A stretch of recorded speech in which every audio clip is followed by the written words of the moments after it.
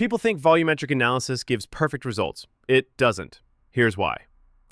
Volumetric analysis is a lab technique where we use a pipette, a burette, and an acid-base reaction to find the exact concentration of a solution. It sounds super accurate, right? Technically, yes, but only if everything goes perfectly. Let's start with the assumptions. These are the things we believe to be true during the experiment, even when they might not be. And students, you cannot just assume something is true and then write it off as accurate. If your assumption is wrong, it becomes a source of error and may lead to limitations in your results. Assumption number 1, your reagents are pure. That is a big one. For example, we assume sodium hydroxide is only NaOH.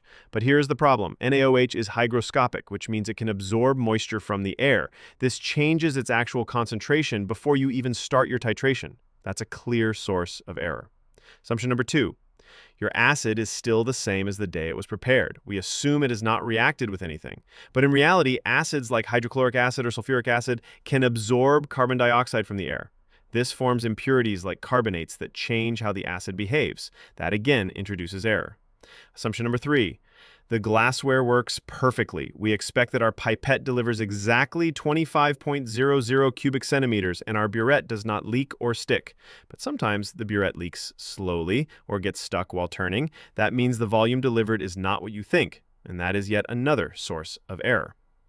Now let's talk about limitations. These are the real-world problems that affect how accurate your results are, no matter how well you prepared. Limitation number 1, human error.